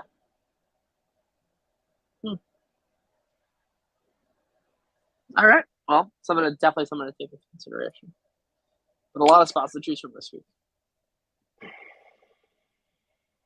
Yeah, and also I still don't want to forget that the Lions are good at backdoors. They haven't done it the last 2 weeks. But it doesn't mean that now, again, remember, going back to preseason, the NFL ranking kind of here and there and 2-week blips and things like that. Mm-hmm. And the Dolphins, one of the things we've talked about on the Dolphins betting them as well is this is not a team that, like, they should be really explosive, you'd think, and they should be able to, like, drop 30 at any point in time, but they don't. Yeah, only against their Ravens. It's true. And only in the second half. The reason I really like this spot is with the matchup angles, but I think he makes some compelling points of why they might. And there are so many other good spots across the board. I'm going to force that. Yeah. Patriots, I'm with you on Patriots. And I want to be with you on the Jags, but I mean, we're talking about butt hurt. I mean, my butt is destroyed. Oh, I'm destroyed. I'm not, by the way, I'm much more butthurt on the Patriots. I'm just tilting at myself. So that's a separate conversation. Way too exposed. I knew I was exposed and just stubborn. Yeah. Well, sometimes in those games too, like, you have such high conviction that, like, once the game gets out of hand, it like kind of catches you by surprise. It really catches you by surprise. And I was also I was getting haughty. I was like, oh man, I got the Bears first quarter. I got the alt line at the perfect time. I got like everything looked good heading into like right before the half. You gotta have some humility. Yeah. I mean, you gotta be feeling good if you got the Bears first quarter and then you call the swing, and then I think we got the Patriots like +3.5 when they're open they open the game -8. You talk about CLV, talk about line value, going through key numbers 7, 3, 0, +3. You're feeling good. Yeah. And didn't matter. Yeah. But it will all be made up for if we take them and they cover against the Jets. Yeah. Unless they lose versus the Jets, then it's going to be getting you twice. Yeah. I might have to have a Joe Flacco jersey on stream. That would be a disaster. Again, the one thing that gives me a little bit of a yellow flag in this one is the Patriots, again, -1, and now it's up to -2.5. It's not going through any key numbers, so it's not a huge move. But the fact that there's optimism still, that the people are writing off that Bears Patriots game as just noise. It happens. And I was hoping the market would sell off a little bit on the Patriots, give us a little bit more value here, maybe even swing the other way. And when we look at the market consensus power rankings, Patriots still ranked 13th. So higher than like what we think, we would have them kind of fundamentally. And then drive quality has them at 15th. Yeah. And I think personally, we would probably have them ranked even lower. Right. Okay. But I think, we have some things to work with. So optimistic. Going to bounce back from the 2 and 3. We're tied with the market right now in Circa, but we're going to leap past. We're almost out of October. So, in fact, will we be out of October? No, we won't. So maybe one more bad week. No more bad weeks. No more bad weeks. No more bad weeks. Just ups. All right. Thanks everyone for listening. That was good. Good stuff. We got through a lot of content there. Got through the whole NFL Week 8 slate. Thanks, Darnell, for listening. Thanks for joining. Thanks for chatting with us. We'll see you next week. We'll see you Sunday on Game Trade. That's right. Take care, everyone. And that's Closing Bell.